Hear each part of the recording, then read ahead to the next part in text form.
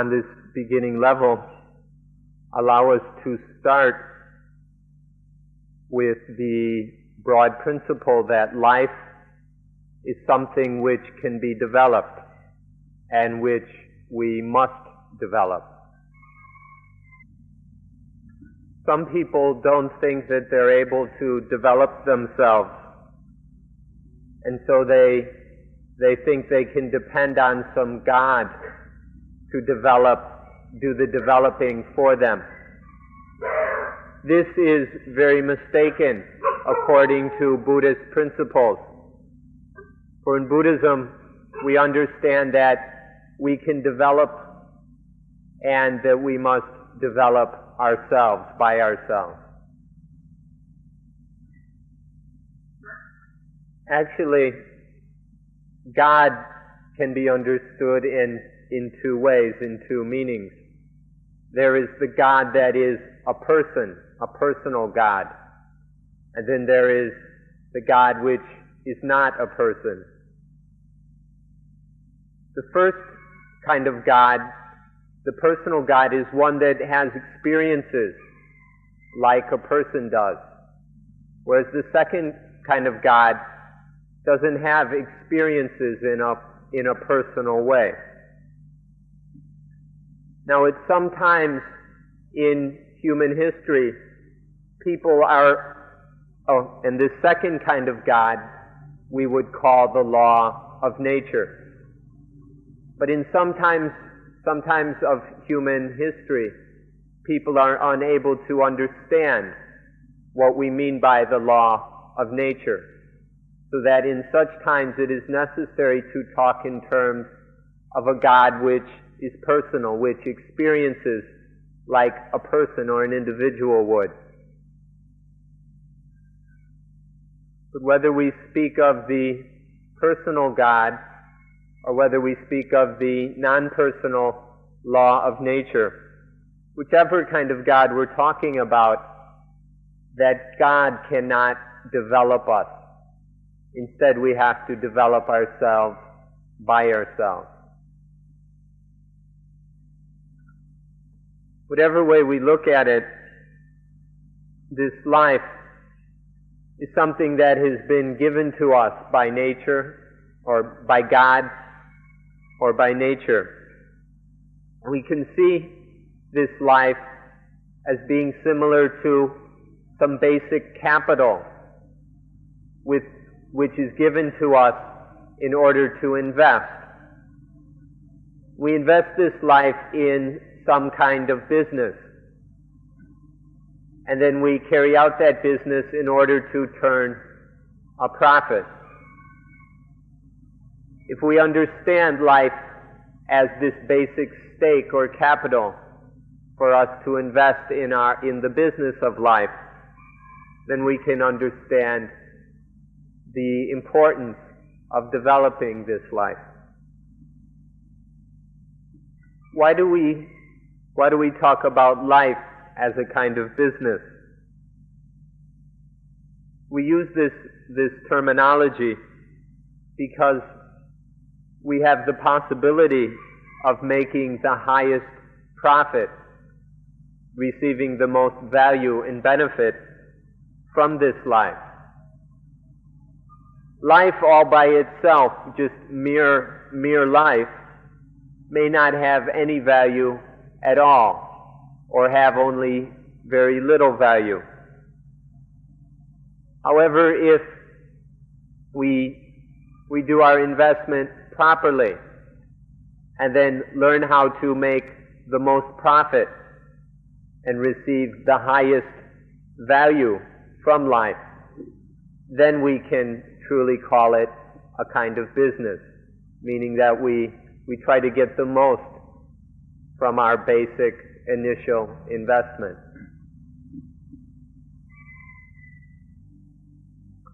From ancient times, people in India have used this word business in reference to life.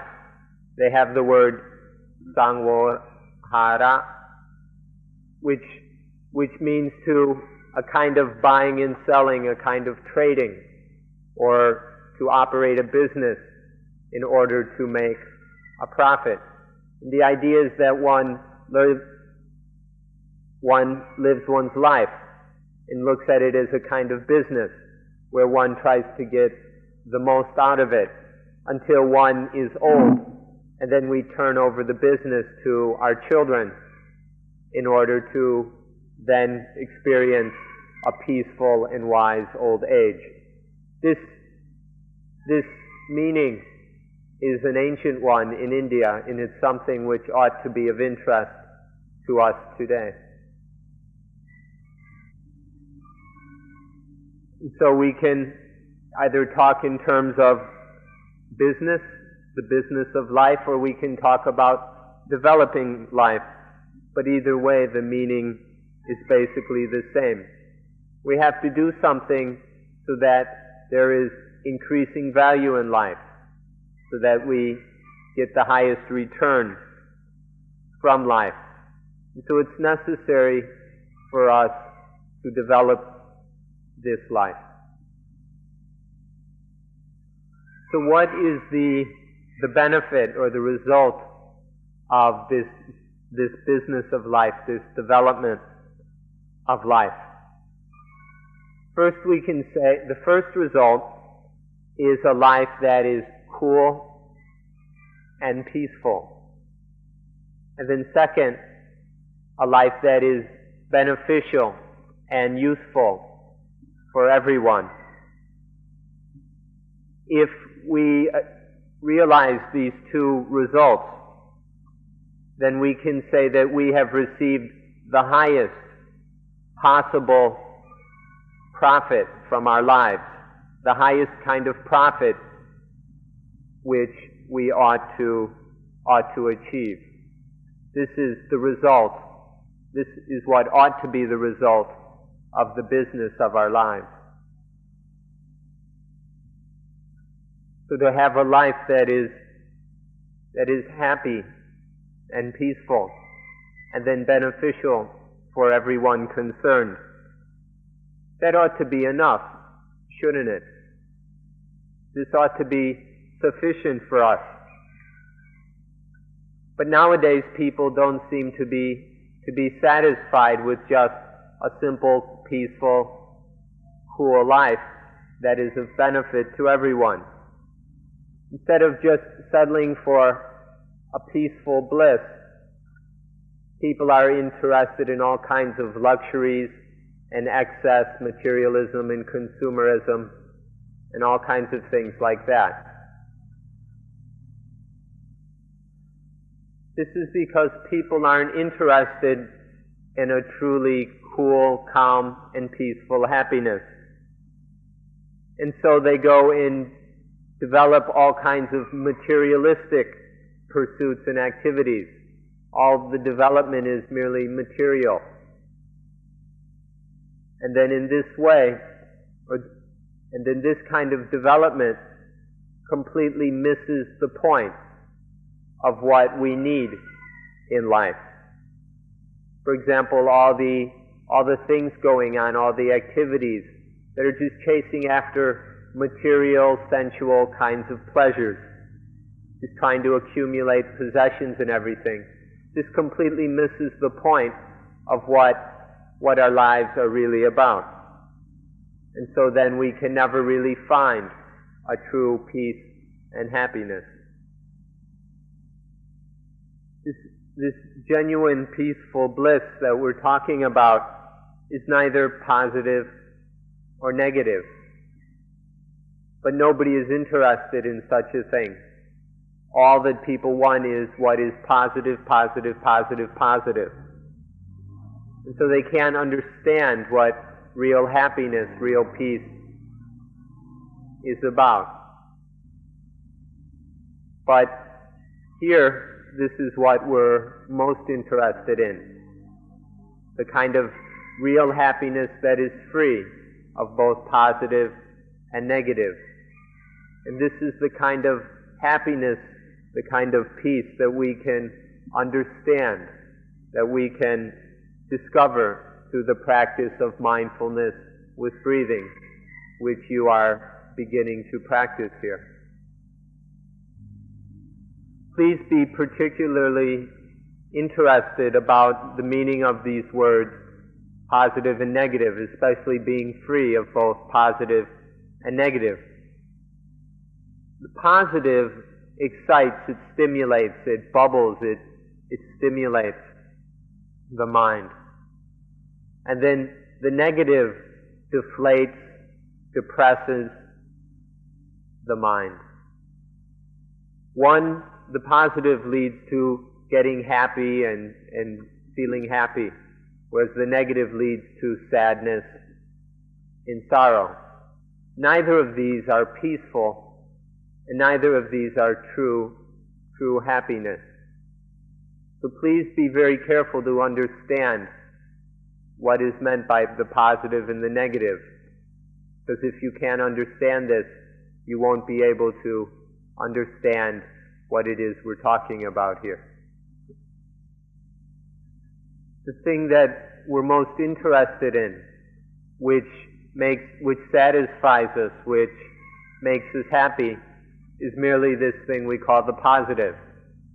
This is what we're familiar with. This is what we want. And then because of that, the negative goes against our feelings.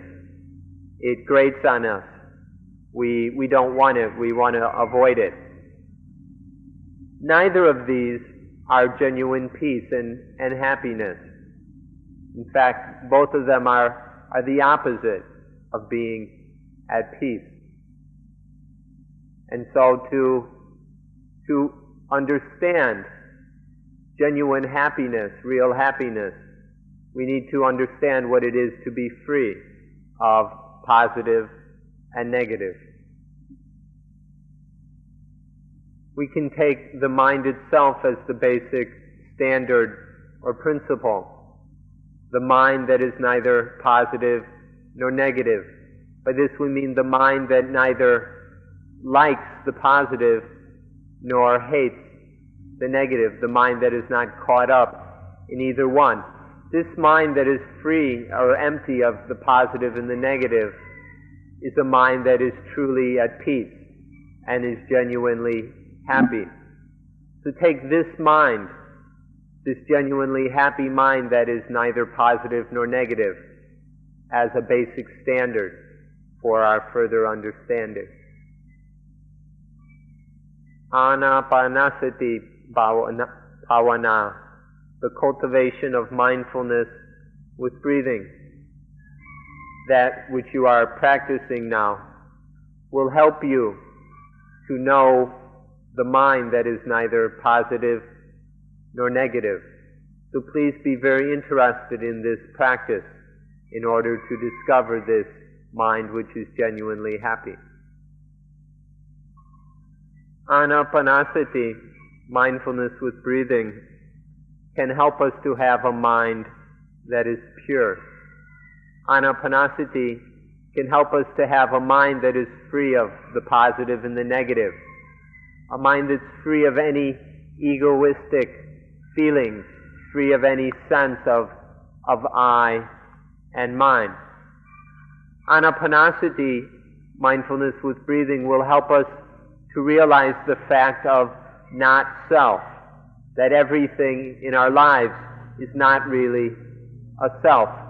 And it helps us to give up the feeling, the delusion, or the belief in I and mine. This is how Anapanasati will enable us to be free, to have a mind that is void of ego and selfishness. But now we don't take the mind to be the basic factor, to be the primary issue. Instead we take I, me, myself, the ego, to be the primary issue, and then we act in all ways from an egocentric position. When this happens, then the mind has already been deceived, the mind has been tricked, and now misunderstands such a mind is caught up in an illusion, in the deception of the belief in ego, in an independently existing I, in the belief that there are things which are mine. This mind that is trapped within ego views is a mind that cannot be developed. So instead of getting trapped in this illusion, go straight for the mind itself. Don't get sidetracked by ego and take the mind as the basic primary issue, because this will enable us to develop life. So we need to be free of all egoistic concepts whatsoever. We need to abandon every kind of egoistic concept. That means that this we talk about has to be a we, or an I that isn't trapped in any egoistic perspective. And so this gives rise to the rather strange sentence that we need to have a we that is not we. A we that is not we is we that has nothing to do with these egoistic concepts and delusions. This is what is necessary in life. So there is the we that is associated with egoistic concepts, and then there is the we that is not associated with any egoistic concept. These two kinds of we are so different that they're even more different than if they were opposites. The difference is even more than being just opposites. The we that is free of egoistic concepts is just a mind that is pure, the mind by itself, a mind that is intelligent, open, a mind that is free. The we that is caught up in egoistic concepts is a mind that is foolish, a mind that is deceived, a mind that is filled with selfishness and brings about all kinds of foolish and selfish acts. The difference between these two we's is immense, and you need to understand that difference. This we that is full of egoistic concepts is the we that we've got right here and now, this we that's sitting right here. Whereas the we that is free of any egoistic concepts is the we that will happen sometime later. This we that has no egoistic concept is the we that will happen when life has been developed to the fullest extent, is when we have reached the end of the development of life, and then there will be this we that has no egoistic concerns.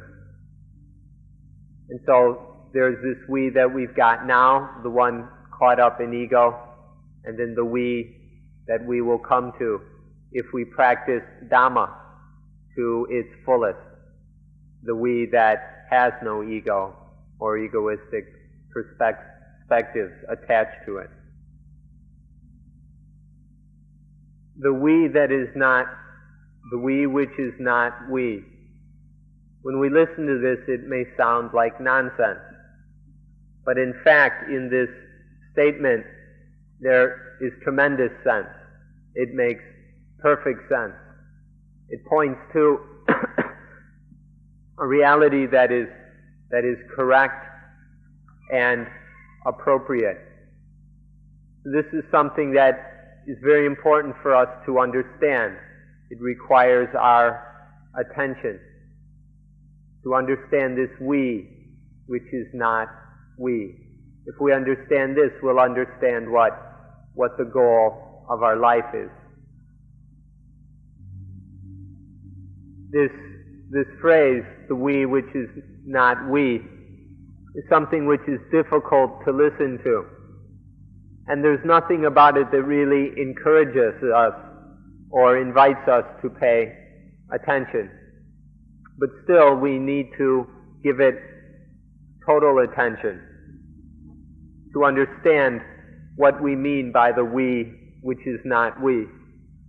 We're talking about just this mind. If we see this we, which is not we, we'll just see pure mind. Mind that has none of those egoistic concepts or beliefs. This is something of great importance. The we, which is we, is the we of ignorance. The we which is not we is the genuine we, the we of wisdom. This we that we talk about doesn't really exist. There's nothing really that is us or ours. But this is the nature of language in our world. In our languages we have these words and we need to use them. And because of our ignorance we don't understand the inherent falsehood and limitation of these words, we and our and us. And so we're deceived by them. We really believe in them. And then so we think that there really is a we which is we. And we don't understand that we is not really we, because we're deceived by this. We believe in these words too much. So we must understand how language works so as not to be tricked by it, not to believe everything that we hear. The Buddha and all enlightened beings use the word we. They use these everyday words like we and I and ours and so on. But when a Buddha or an enlightened being used the word we, they meant the we which is not we. But when ordinary thick ones like ourselves use the word we mean the we that is we. And we're tricked and deceived by this. So please hurry up and understand this matter. Understand the we which is not we. Understand what we're talking about here in order to be free and to have your own experience of the we which is not we. So we ought to understand where this we comes from.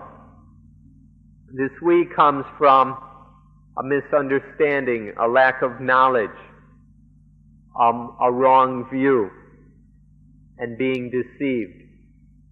This we comes from what we call upadana, which is grasping and clinging at things in a foolish way. When we have experience in life, say, when we have sensual experience, which is just a basic part of life, we see something or we hear something, and this is a rather crude and coarse stimulation of the mind. And when the mind doesn't understand this activity of seeing, hearing, smelling, tasting, or whatever, then it misunderstands it and is deceived.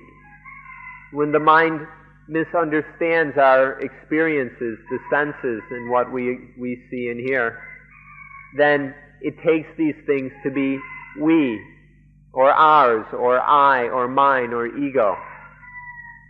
And so there arises this foolish clinging to things, this stupid attachment, because we don't see things the way they really are, and so we take them to be really we. Really there's just a kind of an experience, a certain sensitivity of the mind. But then we misunderstand this and are deceived into our foolish belief in we, in ours. We are able to examine this matter from the very start. We can go back to the beginning when we are infants Or we can go back to the infant, the newborn infant, who born into the world begins to have the sense organs develop. And then when these are sufficiently developed, they receive stimuli. They make contact with various things in the world. And then through the process of experiencing sights, sounds, smells, odors, touches, thoughts, memories, and so on, these various experiences have a kind of feeling color to them. Some are pleasant, some are unpleasant, some are indiscernible, whether it's pleasant or unpleasant. And from this feeling, then there arises a desire, a want. Depending on the kind of feeling, the mind wants something in terms of that object that is experienced. And then once there is this wanting, this desire in the mind, then there develops a sense of the we who desires, the desirer, the wanter. Notice that first there's just the want, the desire. But then there develops the wanter, the desirer. This is very important because this idea of the we who wants, or the I that desires, it's just an illusion. It wasn't there in the first place. This I, this we, didn't exist from the beginning. But because of these various developments, there eventually, or at one point, arises this illusion, this image, this picture, this belief, identity of we, of I. But notice it didn't exist from the start. It just developed because of there being desire. First there is desire, and then the illusion of the desirer. So this is how the we arises. And it's important to see how it didn't exist from the start. It only is concocted later. And it's just an illusion, an hallucination we create. Let's examine this further. When the infant has grown, there's now a child that can walk. And the child walks and then clumsily bumps into a chair. And then the child gets angry at the chair. The child regards the pain that is experienced in bumping into the chair. This is taken personally as my pain or I hurt. And so, as we've just explained, the child creates the illusion of we. It views itself as a self. And then it gets angry. It gets angry at that chair. It not only has foolishly created a self-concept for itself, regarding itself, but the child also develops a self-concept regarding the chair. It sees the chair as a self. It gets angry at the chair and the kid even kicks the chair. This is how this foolishness grows and expands. Beginning with, we see ourselves as a self, as we. And then we go and see everything around us as selves. And so we get lost in this illusion which we create. And then further, the child is even taught to sink more deeply into this illusion. When the child bumps into the chair and gets hurt and angry, and then sits and cries and sulks, then the nurse comes by and goes and gets angry at the chair too, and hits the chair, kicks the chair for the child. And so this way the child's nurse goes and teaches and fortifies this sense of ego, teaches the child to become even more stupid, to believe even more fully in this hallucination, this deception. So this is how we learn, we teach each other to get more and more trapped in our illusions. In the West, are there such practices, such customs, where the nurse will go and hit the chair or whatever for the child which is crying?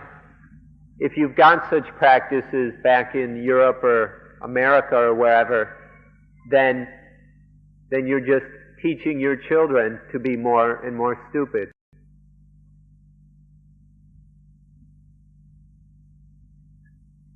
And so the deception grows and grows, the illusions get worse and worse. But never did this self really exist. At no point is this belief in self, belief in something that truly exists. This self is just created out of ignorance. It's just a product of our ignorance and our lack of understanding. And so this illusion begins with the child, the young child, and then it grows. And then it's supported and fortified and solidified by customs and culture and education. And so we become more and more foolish and more trapped in this deception, so that we're living in it all the time. We spend all our lives caught in this ignorance and this deception. And then there's a second matter as well. The first matter is this we, this self, this ego we invest so heavily in. And once this self has been produced fully by ignorance, then anything that comes into contact with this self, anything that gets into some relationship or association with this self, becomes mine, that which belongs to the self, the possessions, the belongings of self. So there are these two things. First, the fundamental problem of I. And then from that there arises mine. Now the principal problem is the first one, this I, which is created by ignorance. And then the problem grows, expands, and starts pulling in all these things to be mine. And so this problem spreads like a cancer all over the place. Both of these, both self and that which belongs to self, I and mine, both of these need to be gotten rid of. The way to do so is to get rid of the basic one, to get rid of self. If we get rid of this illusion of self, then the illusion of mine, of possessions, of belongings, will disappear as well. In mindfulness with breathing, the practice in the final stage of this practice is exclusively concerned with eliminating the illusion of self, getting rid of this self, and with it, the burden of mind. And so this is why we practice anapanasati, in order to be free of this burden of self and that which belongs to self, in order to know the we, which is not we. And then this foolishness of mind, of that which belongs to self, this gets even worse as well. At first there's just the mind that is pleasant, that we like. At first we take as our belongings the things we like, the things we want. But then this feeling of mind goes further, and we start to feel this way towards things we don't like, things that that we disagree with, things that we hate even. And so then we end up with my enemy, ego's enemy. And so this problem of I and mine turns into positive and negative. The positive is sometimes the feeling of mine is towards the positive. Sometimes we identify with the positive. And then this foolishness goes so far as for us to identify with the negative as well, to identify with that which I hate, I don't want, I don't like, and so on and on and on. And so our mind is dimmed and obscured and messed up. It floats around in this confusion of positive and negative. This positive and negative goes on and on and on. The mind's lost, flowing along, drifting in this cloud of confusion. In the Pali language, the language which the Buddha spoke, there is the word atta and the word attaniya. Atta means self, and attaniya means concerned with self, or associated with self, related to self. So there's atta and attaniya. We could translate these as I and mine, but that's not really strong enough, because atta and attaniya are a little bit more ugly than that. We're talking about ego and that which ego grabs onto as its own. We're talking about we and ours, I and mine, ego and mygo. You can't have just me. You can't have just we, ego, self.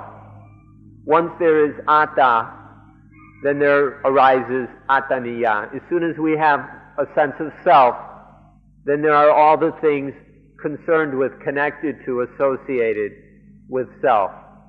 And so there's I and mine, I go and my go, on and on and on. And we can't just take the positive. This foolishness gets so carried away. We're so stupid that we take the positive, the negative also. This atta and attaniya, it's not just the good things. We also get stuck with the negative, the so-called bad things. This is how this ignorance grows and grows until it becomes an incredible stupidity, and how we get trapped in all this I, in mine, we, and ours.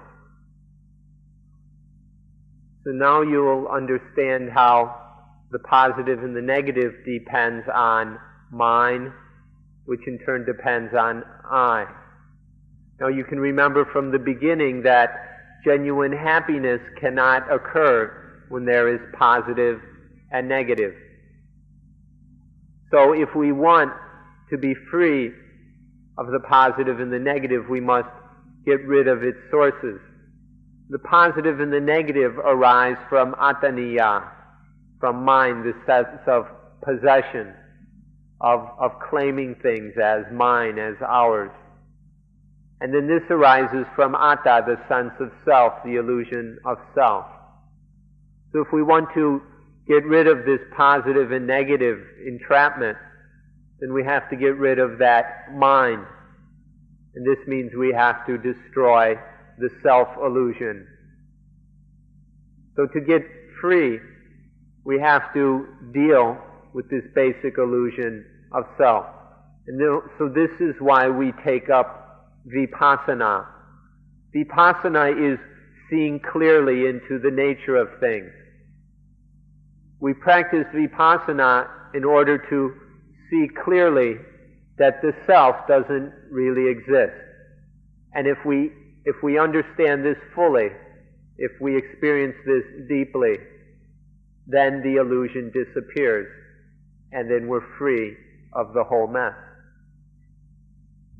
when the mind is totally liberated from positive and negative through the destruction of this ignorant illusion of self, when we've accomplished that, when the mind is totally free of self, free of selfishness, free of positive and negative, then that mind is very cool. It's totally peaceful. It's empty of all defiling things. It's totally free and liberated. Nothing disturbs it. This is a mind that contains within it all which is truly desirable. And such a mind is realized, achieved, attained by the elimination of this self-illusion and the sense of possessiveness of mind that it engenders, and then the positive and negative that arises from that. That's all there is to it, this freeing the mind by getting free of this delusion that there is a self. And so really the only problem, since it's all quite simple and straightforward, the only real problem is whether or not you're interested. Do you care about this? That's all that matters, so please think about it carefully. Do you care? Are you interested in this or not?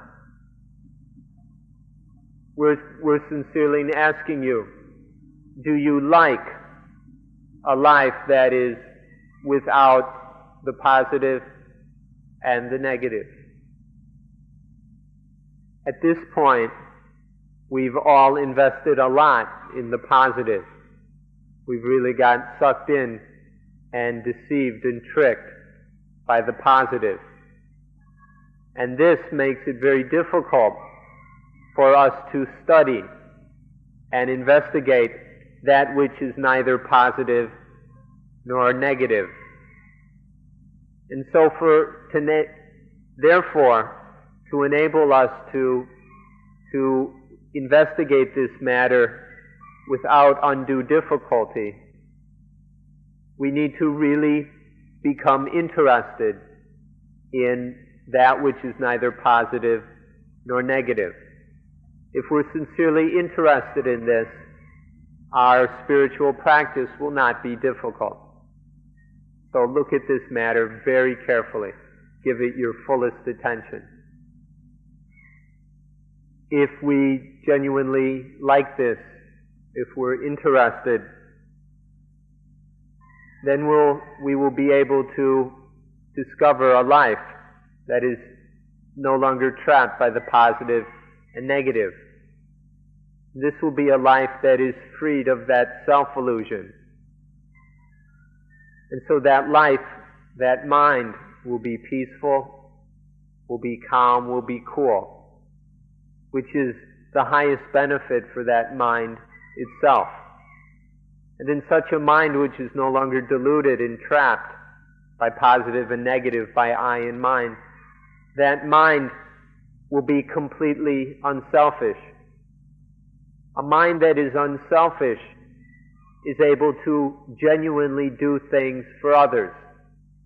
Whenever we're selfish, our acts are of no value to others and often cause outright harm. But when we are unselfish, we can do things which are of genuine benefit to others. And so in this way, the unselfish mind, the mind that is free of self, of positive and negative, is of benefit and value for everyone, for both oneself and for others. This mind that is unselfish is the mind that is of benefit for all. If you can understand this, then we think you'll genuinely like it. When we look around at our fellow human beings, we take a look at this world, we see that all people are trapped within this thing called self. That people are full of selfishness, completely deceived by the positive and the negative. And we see this causing all kinds of problems and conflicts and wars, all this selfishness in self. So the question for us is, do we dare? Do each of us have the courage to step away from all that ego and all that selfishness and all that violence in order to find genuine happiness in peace? Do we have the courage to back away from all that selfishness in order to free ourselves of I and mine, of ego and selfishness? If we do, then we will ourselves experience true happiness, and we will also be able to bring peace to the world. All that selfishness can never bring any peace. Only if we have the courage to free ourselves of selfishness, only in this way can we hope to bring peace to the world. So do we have the courage to do this? To do something that is of the highest benefit for ourselves and for others? Do we have this courage to get free of positive and negative, of I and of mine? If we have the courage, anapanasati, mindfulness with breathing, provides the means for us to do so.